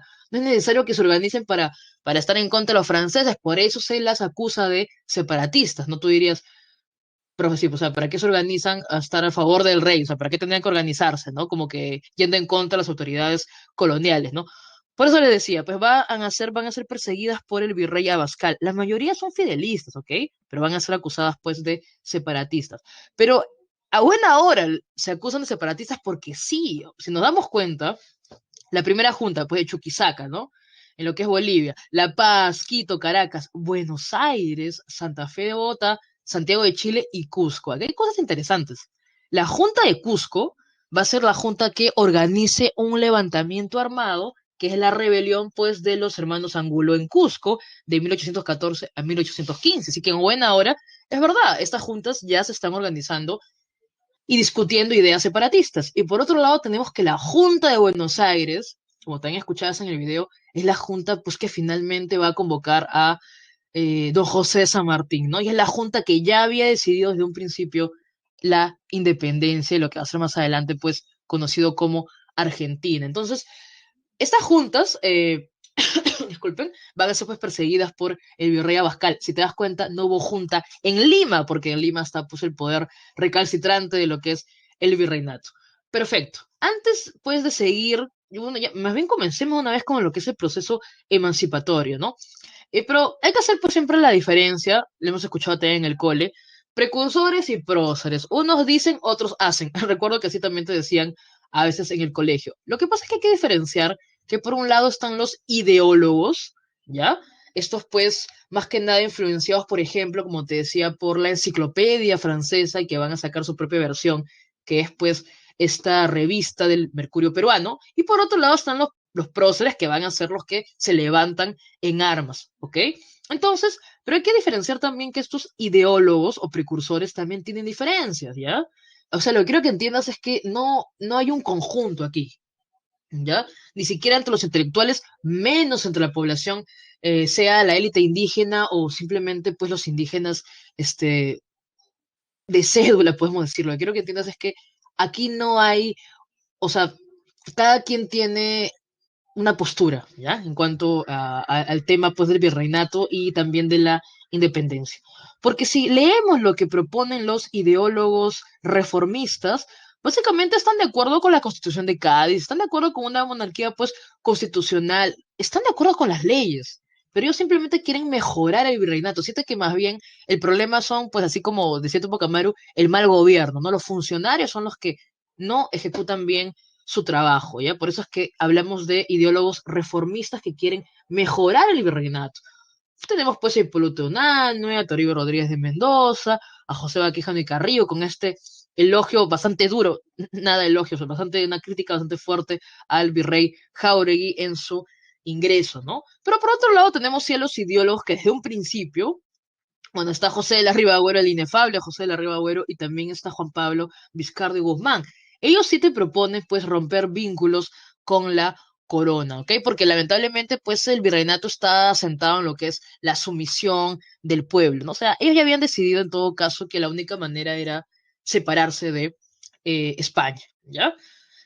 Eso es en cuestión de ideólogos, ¿ya? Los que van a, pues, a publicar sus ideas, básicamente, a difundirlas de esa manera. Pero también tenemos a los que se organizan y se levantan en armas, ¿ya? Lamentablemente van a fracasar porque cuando consiguen, por ejemplo, el poder, no hay nada detrás. El problema es una también fallas logísticas y sobre todo porque cuando hablamos de los dos gritos de Tacna, estaban pues esperanzados o estaban apoyados, estaban buscando o esperaban el apoyo, más bien, es el término, disculpen, de las tropas argentinas, ¿ok? Entonces, hablemos así rapidito. Tenemos el primer grito de Tacna, Francisco, disculpen, Antonio de Cela, les decía, los dos gritos de Tacna, el de Cela del 11 y el de Payardel y del 13, buscan o esperan en todo caso el apoyo de las tropas argentinas. Ya se habían organizado los patriotas argentinos, ¿ya? El problema es que entran por una ruta que no es buena, la del Alto Perú. Es una ruta fácil de interceptar, es una ruta pues bastante, vamos a decir, predecible y fácil para que los españoles la bloqueen y vencer a estos patriotas. Por eso, por ejemplo, en el primer grito de Tacna se tienen que rendir los que ha pues alzado Francisco Antonio de Cela porque no van a llegar pues los argentinos a cargo de Castelli, no son derrotados. En el segundo grito de Tacna más bien tenemos que logran ocupar la ciudad, ¿ya? Logran llegar las tropas argentinas, pero van a ser también vencidos. Hay un tema, pues, ¿no? De que al menos el poder está aquí, de verdad, del Perú, el ejército está aquí y es rápido de movilizar, ¿no? También tenemos otros movimientos como la rebelión de Huánuco de 1812, ¿ya?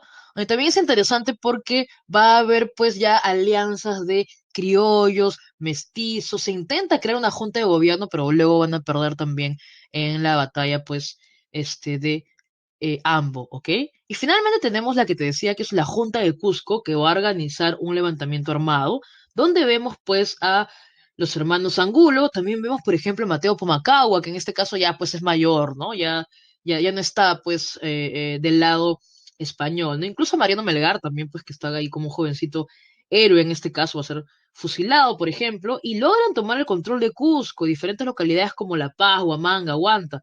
El problema es, pues, repito, que llegan pues a vencer a las cabezas, por ejemplo en Humachiri, y si bien es el que dura más, del 14 al 15 dura más meses, lamentablemente es rápidamente eh, desestabilizado, ¿no? Porque este sí era el más peligroso en el sentido que sí tuvo como objetivo la independencia del Perú. Pero obvio, todos suman, ¿ya? Y todos te demuestran que para la segunda década del siglo XIX ya hay también intentos de movilizar a la población ya con el discurso independentista, ¿no?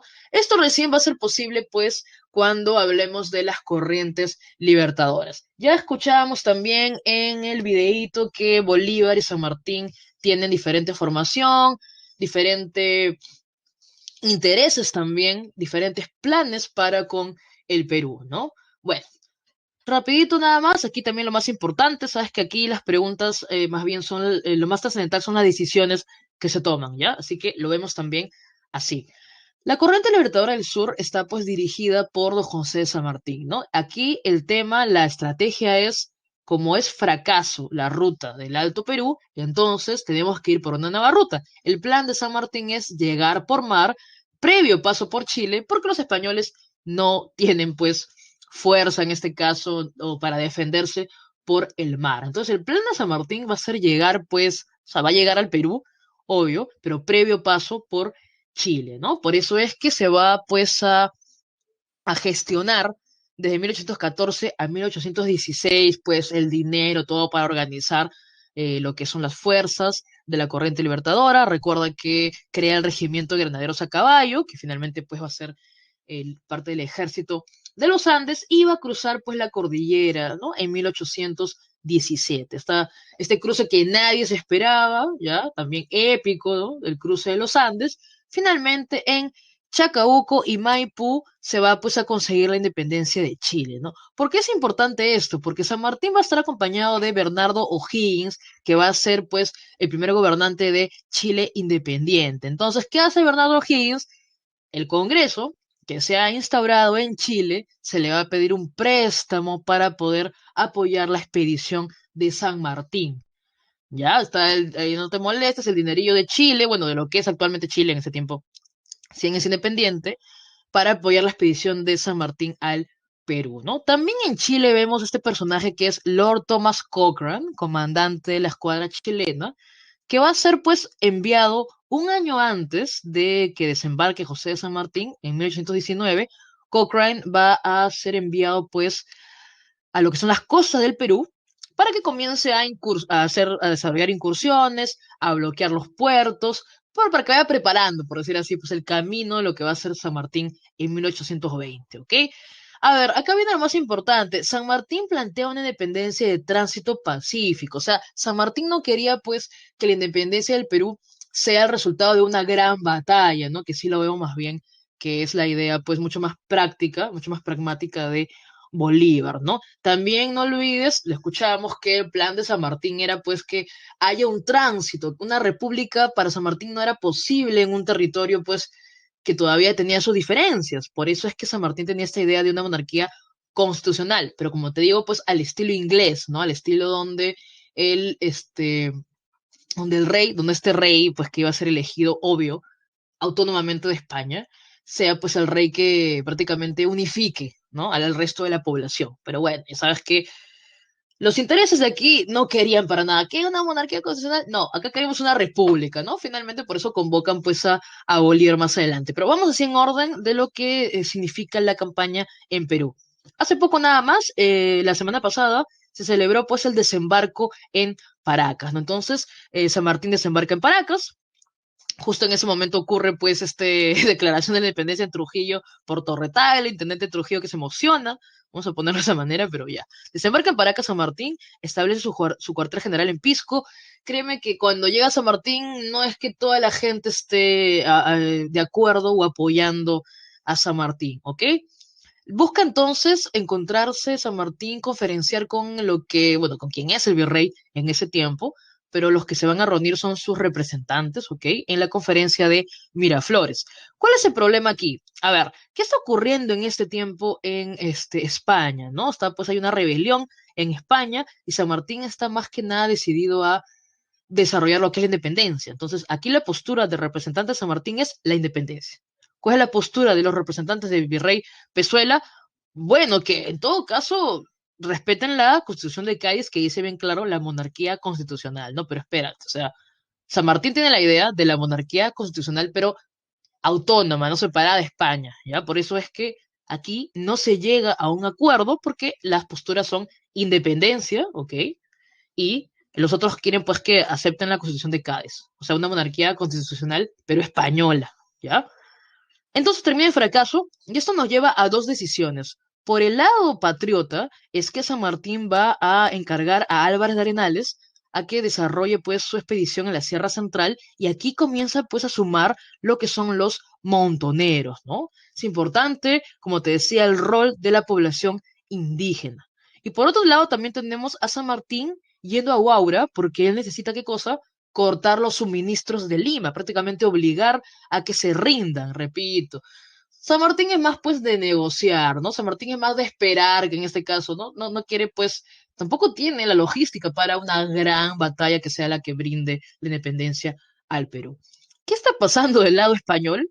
El motín de Asnapuquio. Son militares que básicamente deciden, Pezuela no va más, ¿ya? Incluso te menciona que Pezuela quería incluso escaparse, que se disfrazó. Bueno, la idea es que Pezuela no va más y los militares demuestran de que hay crisis también en el lado español y por eso eligen un nuevo y último virrey que es José de la Serna, ¿ya? Luego se va a desarrollar la conferencia de Punchauca, donde aquí sí José de la Serna va pues a reunirse con San Martín, pero repito, las posturas son distintas, ¿no? Independencia, y en este caso José de la Serna para que se reconozca la autoridad de España. Entonces, como no se llega pues a un acuerdo, es que San Martín básicamente, que todavía no va a ingresar pues a Lima, le va a dar tiempo a José de la Serna para que básicamente llegue a Lima, se lleve pues esta máquina para imprimir papel moneda, ¿no? Que destruye un poco lo que puede y se va José de la Serna. O sea, eso es lo único que le criticaría pues a San Martín, ¿no? El darle tiempo básicamente a José de la Serna para que se vaya en dirección a la sierra, lo que es el Cusco, a hacerse fuerte, porque son años los que va a estar ahí hasta que llegue pues Bolívar, ¿no? Bueno, San Martín no ingresa. Es que te das cuenta un poco cómo es San Martín, ¿no? Por eso es que decía este historiador Tony Zapata, que lo hemos escuchado, que por eso hay mucha gente que le gusta más San Martín, porque se le veía medio así bonachón, ¿no? Comparado con Bolívar, que más bien era te ponía la bayoneta y tenías que entregar todo lo que, todo lo que era necesario. Bueno, San Martín no va a ingresar a Lima, ¿no? San Martín se va a quedar en lo que es este pueblo libre, cuando puedan, mucho más adelante, cuando todo esto termine, que vayan pues a la Quinta de los Libertadores, si es que ya han ido, que está en el Museo de Antropología, Arqueología e Historia de Pueblo Libre, porque allí, pues, que era la casa de Pezuela, luego se convirtió en la casa de los Libertadores. Su cuartel general ahora va a estar en Pueblo Libre, desde el 8 de julio, y San Martín luego, los notables de Lima lo invitan, porque como había mucha incertidumbre y muchos levantamientos populares, es que lo invitan pues a ingresar a Lima en 12 de julio, ¿no? Se redacta el acta de la independencia y el 28 de julio se proclama la independencia. Pero ojo, ¿no? La proclamación de la independencia solo es la promesa de un proyecto, no es más, porque los españoles siguen en el sur, ¿ok? Bueno, San Martín se va a quedar en lo que es su gobierno del protectorado desde agosto de 1821. Aquí, pues, Monteagudo va a ser el que defienda la postura de San Martín. Ahí vamos a Monteagudo. No te olvides, pues, que aquí se da, pues, este primer debate, ¿no? ¿Cuál debe ser el sistema de gobierno del Perú? Monteagudo, por un lado, defendiendo la monarquía constitucional de San Martín, y por otro lado, Sánchez Carrión defendiendo la república, ¿no? ¿Qué más ocurre en el protectorado? Se tiene que organizar el Estado, por eso es que se forman tres ministerios, que es el Ministerio de Guerra y Marina, el Ministerio de Hacienda y el Ministerio de Relaciones Exteriores, ¿no? También se crea, pues, no, se da libertad de imprenta, disculpa, también se da libertad de vientres. Bueno, acá suena, pues, un poquito, ¿no? Solo para calmar las aguas, ¿no? Que los que nazcan del 28 de julio en adelante, los hijos de esclavos van a ser libres, pero siguen siendo mano de obra, ¿ya? También se va a abrir el tributo y la mitad, pero solo para calmar los levantamientos populares, porque va a seguir activo, sobre todo Bolívar lo va pues ahí también a reclamar más adelante, ¿no? Se crea la Orden del Sol, las bases de lo que es el primer ejército peruano, por decirlo así. También se trata de dar identidad, pues, ¿no? A esta nueva nación con el himno, con la bandera, ¿no? También se decreta la educación primaria gratuita y obligatoria, se organiza la Biblioteca Nacional y también en julio de 1822 se desarrolla la entrevista de Guayaquil, ¿no? Van a discutir básicamente cuál es el tema con Guayaquil. Recuerda que Bolívar ya había llegado antes, se había organizado todo, porque el plan de Bolívar es, pues, ya se había pues creado lo que es la Gran Colombia, ¿no? Y más bien Bolívar va a llegar aquí al Perú porque es o sea, estaría en peligro la Gran Colombia si siguen las fuerzas españolas en el Perú. Bueno, acá tenemos esta conversación pues de entre Bolívar y San Martín. Bolívar no se oponía a la propuesta de San Martín, pero no iba a llegar pues acá de gratis a defender o a pelear, ¿no? Por el Perú. Entonces, bueno, ya sabes también este tema de que dos soles no pueden brillar juntos, ¿no? Cuando regresa a San Martín, ya es evidente que la postura que ha tomado la élite criolla, vamos a ponerlo de esa manera, es que la forma de gobierno sea una república. Entonces, bueno, San Martín, sin pena ni gloria, se retira, ¿no? Él bien dice, no me llevo nada del Perú, solo las heridas de guerra, ¿no? Un poco así, un poco dramático, siempre van a poner a San Martín. Repito, San Martín le gusta más a la gente, pues Bolívar es mucho más pragmático, pero hay más gente que le gusta la figura de San Martín aquí, ¿no? Bueno, no, antes de irse, deja pues constituido el primer Congreso, ¿no? Que va a tener como presidente a Francisco Javier de Luna Pizarro, ¿ya? Lo tenemos pues como el primer presidente del Congreso Constituyente. Ojo, ¿ya? Primer presidente del Congreso es Francisco Javier de Luna Pizarro.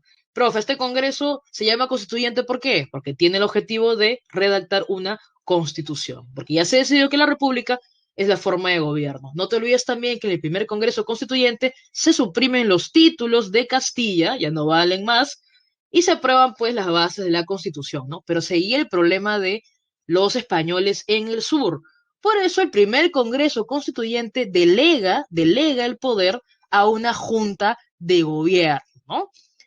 Como no quieren darle protagonismo a una sola persona, eligen pues un triunvirato, ¿no? Donde, por ejemplo, tenemos pues ahí a José de la Mar. ¿Cuál es el problema de un triunvirato? Tres personas hacen más lentas las decisiones, ¿ok? Tres personas hacen más lentas las decisiones. Pero esta junta, por primera vez, es aquí, bueno, en la Plaza Mayor, ¿no? Luego también se va a declarar en la Plaza de la Constitución. Ah, tú me decías que quién es el primero, pues, en declarar la independencia es este Torre Tagle, que es intendente de Trujillo, por eso es que la Libertad se llama así, ¿no? Pero oficialmente es San Martín, pues aquí, bueno, en la Plaza Mayor, ¿no? Pero te decía como cosa anecdótica que el primero en ahí declarar su propia independencia fue Torre Tagle, que era intendente de Trujillo, por eso la Libertad se llama así, ¿ok? Bueno, regresamos. Ah, que fue en Huaura. Ah, ya, lo que pasa, sí, lo que pasa es que, a ver, o sea, oficialmente es en Lima, pero cuando San Martín declara, o sea, San Martín declara sus intenciones de la independencia, el primer lugar donde escuchamos esto es en su cuartel en Huaura, ¿ya? Sí, o sea, eso no te va a venir en el examen, porque San Martín, como les digo, o sea, una cosa es que lo inviten a entrar acá a Lima y que proclame el acta que le han escrito, ¿no? Pero San Martín, expresando sus ideas de independencia, lo tenemos desde su cuartel en Huaura, ¿ya? Sí, más o menos es lo que has estado leyendo. Sí, pero no te va a venir en el examen porque no, les digo, pues tampoco te puede venir lo de Torretagle, que es el primero en emocionarse, enajenarse y declarar su propia independencia en la libertad. Pero sí, desde su cuartel en Huaura ya conocíamos los intereses de la postura de la independencia de parte de San Martín. Ya, le decía esto, ojo, el orden es así. San Martín se va, se establece el primer congreso, ¿ya? Y el congreso delega el poder a una junta de gobierno, ¿ya? Donde es un triunvirato presidido por José de la Mar. ¿Por qué delegan una junta? Porque la idea es terminar con los españoles que están en el sur.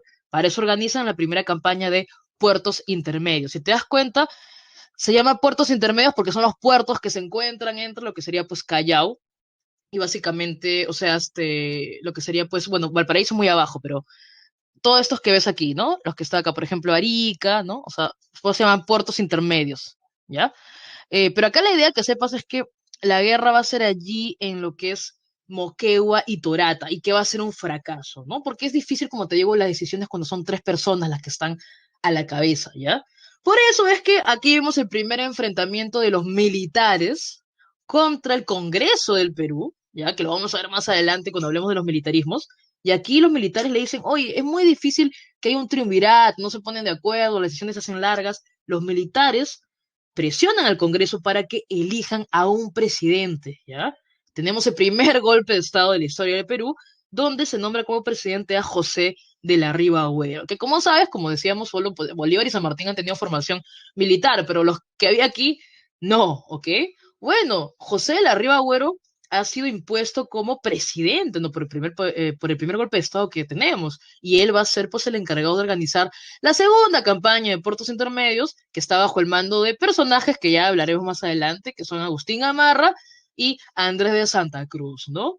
Bueno, es otro fracaso porque no tenemos la organización, o sea, es un tema básicamente de logística, ¿no? Entonces, el Congreso destituye a Ribagüero porque fue impuesto y ni siquiera ha logrado lo que se buscaba, ¿no? Ribagüero, te contaré pues que su gobierno ya comenzó a endeudar al Perú con el primer préstamo, básicamente, para reorganizar lo que es la Marina, ¿no? Ok, bueno, destituido Ribagüero, no se hace problema, se va a lo que es Trujillo y allí se proclama pues gobernador, ¿ya? Entonces no le queda otra cosa más que al Congreso, que ya había iniciado conversaciones para que Bolívar llegue al Perú. Así que simplemente declara a Torretagle pues como presidente para que haga tiempo hasta que llegue básicamente Bolívar, ¿no? Por eso es que Torretagle se siente usado, se esconde en el Real Felipe donde muere finalmente, ¿no? Acá vemos la traición porque José de la Riva Agüero ya se está pues carteando y escribiendo, al igual que Torretagle, con los españoles que todavía quedaban aquí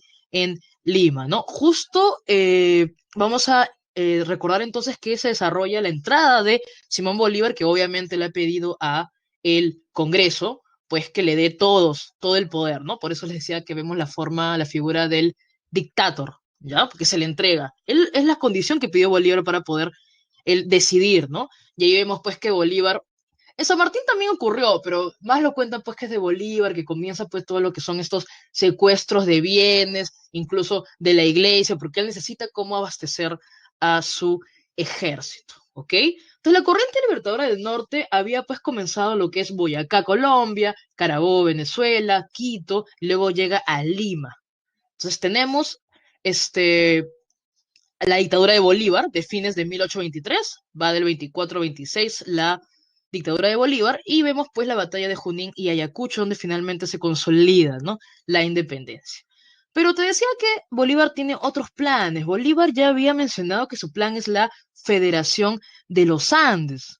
Bueno, el argumento de Bolívar es que hay que hacerle frente al gigante que es Estados Unidos en el norte. Por eso es que ahí está el mapita, ese es el mapa de la federación. Él ya había organizado la Gran Colombia y lo único que restaba era liberar al Perú y luego también recuerda que en 1825 se va a La Paz para crear Bolivia, donde coloca pues a Sucre, su mano derecha, como primer presidente, ¿no? Bueno, acá la cosa es que él quería ser pues así el estilo napoleónico, el dictador, incluso recuerda que tuvimos pues aquí, o sea, brevemente, el Perú perteneció este, a esta pues Federación de los Andes y también tuvimos una constitución vitalicia, ¿no? De Bolívar que luego finalmente queda sin efecto, ¿no? Entonces hay crisis en la Gran Colombia porque los criollos no quieren ser parte de una federación, ellos quieren ser pues un país independiente, una república independiente. Entonces, también los sueños de Bolívar se hacen agua, porque finalmente, pues, va a estar, pues, Bolivia, por un lado, por otro lado, Ecuador, Colombia. Y, profe, ¿qué pasó aquí en el Perú? Bueno, Bolívar se retira del Perú, se deja, pues, encargado antes de Santa Cruz, que lo que hace es convocar a las elecciones, restablece el Congreso y en las elecciones gana José Lamar, ¿no?